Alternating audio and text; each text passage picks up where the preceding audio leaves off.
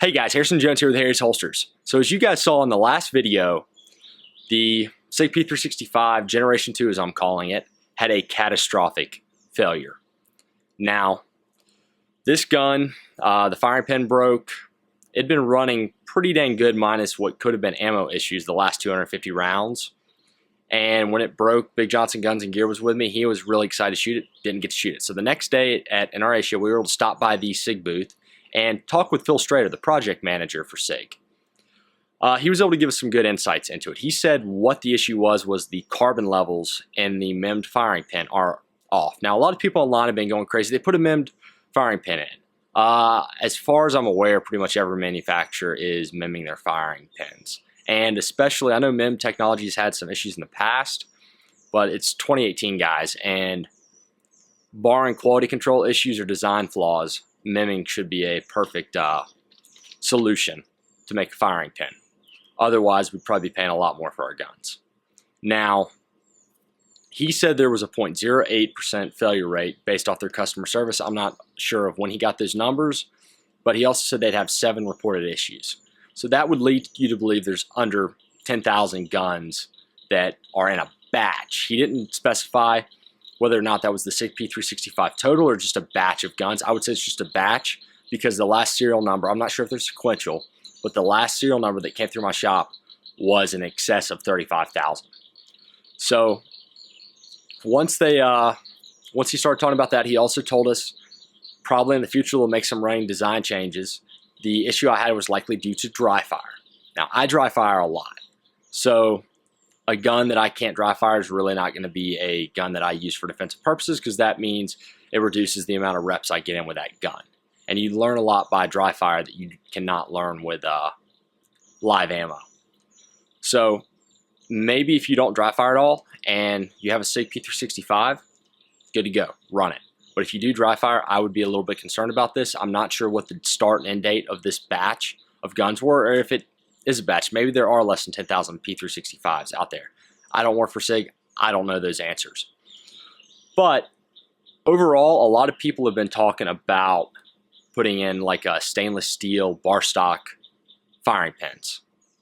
Personally, I'm going to wait and see what Sig does or I'm going to get one of the quality control checked Sig firing pins. My understanding is they've added a QC step to the process to detect if the carbon levels are off. I'd just be real careful with an aftermarket solution because the firing pin, you want it to be within a certain hardness level. You get too hard, it's going to be brittle and break like mine did, or too soft, you'll probably have issues there also, as well.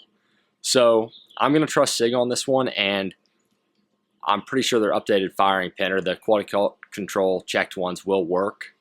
There are guns out there, though, you can't know for sure if your gun has the bad striker or not, at least if it's within a certain batch. So you might want to press Sig on that if you dry fire a lot, or you just might want to dry fire your gun a lot and not carry it until you've gotten a couple thousand dry fire reps through it. I suspect my gun has been dry fired somewhere between 1,000 and 2,500 times. I've seen online where a lot of people are reporting breakages in as little as 200 dry fire reps. So just be aware of that. You got to do what you feel comfortable with. If I thought the Sig P365 was a complete failure that was not destined, not worthy of anybody carrying it, I would stop making holsters for it. That simple. I am still making holsters for it. Holsters are still being sold for it by Harry's Holsters. So if you're comfortable with your Sig P365 and its reliability, aren't having any issues with it, carry on.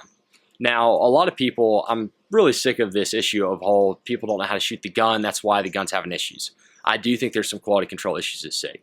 People are pointing towards ammo, and there are legitimate ammo issues all the time, but people are saying, if your thumb just barely touches the slide, it's going to cause the gun to have a malfunction. If that's the case, that's a design failure on Sig's part. I kind of call BS on that. I was hoping, because this gun was running pretty well overall before this issue, I was hoping to get to test that out in the next video, was really try to manipulate some of the things people were saying, do it on purpose, and see if it started having failures. I shot a Sig P365 with my both thumbs locked into the serrations, and I couldn't get it to fail doing that. So I'm going to call that whole slide thing BS. Sig fanboys making excuses for a couple guns that do have quality control issues, parts out of spec, whatever the issue is. And if the Sig P365 is really that finicky, it's a failure as a self-defense gun. And I don't believe that's the case. I think these Sig P365s are only going to get better as time goes on. So if you're on the wait list for one, you're pretty far down that wait list, not necessarily a bad thing. I wouldn't jump off of it. I would be glad because Sig's just going to make these get better and better. Phil Strader was also talking about a firing pin update he wanted to do. I'm not sure if Sig will do it. This is just what he wants to do to improve the gun, but have the striker, right now it impacts the back of the breech face directly, the firing pin does. He wants it to impact the spring cups on the striker. That way, you know, more shock absorption by the polymer spring cups than the, you know, the back of the breech face, which is metal. So little improvements like that, little generational improvements will be made. Same as they're made on every other manufacturer's gun. Smith & Wesson's, you can go through, there's a whole, lots of resources on little changes Smith & Wesson and Glock have made to their guns. I'm sure there's also those resources out there for the Sig P320 series, and those resources will eventually be out there for the Sig P365. So, gun's got a lot of potential, in my opinion, on paper. Everything but reliability for this gun for me. Reliability has been an issue with the guns I've had, but everything but reliability. This gun, it outperforms the Glock 43 in accuracy and handling. I do wish the barrel was just a little bit longer. That peening issue is a result of it being such a small package. I don't know what the Sig P365 gains by being that short, but you know, an extra 1/4 inch I think would really help it out. Besides that, I mean, value-wise also, that gun, once things stabilize, I know guys are charging crazy money on gun broker, dealers are getting MSRP or a little bit above. This gun is going to stabilize around the $500 price point, and it comes with a set of essentially $100 sights. So you're paying, you know, if you buy a Glock 43, what are those, $420-ish, and then you're going to spend, you know, 80 to 100 bucks on a set of sights, they're basically priced right in at the same level. So the shield is cheaper overall, but I think you're looking at a much substantially larger platform. The 43 is a better comparison. That's my opinion on it, guys. Sorry I've rambled so much. Now you're going to see the video footage of the that I took of the striker. So if you guys have any other questions, please reach out to me at harrysholsters.com, and I'll see you guys in the next video that will probably not be on the Sig P365. Okay, so here we have the Sig P365 slide. I haven't got a chance to take it down since I got back from Dallas. But here, this is the first time I'm going to take a look at what's going on inside. I'm going to depress.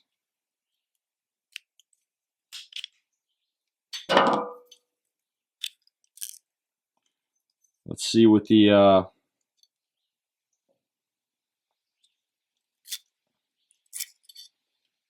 yep, you can see where it looks like there should be more of a striker tip there. Hopefully.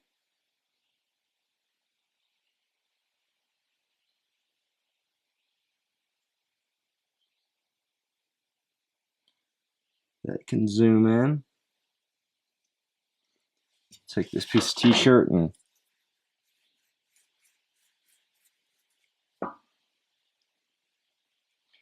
yeah, something's definitely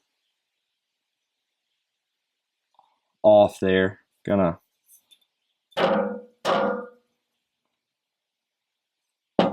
just the extractor.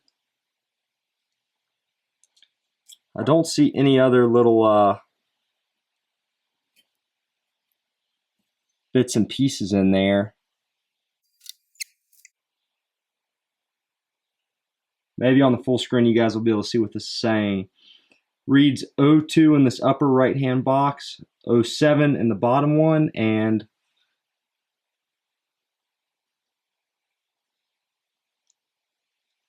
T in the right hand top box. Nothing on these backside boxes. So I assume that's going to be some of the information regarding the mold. But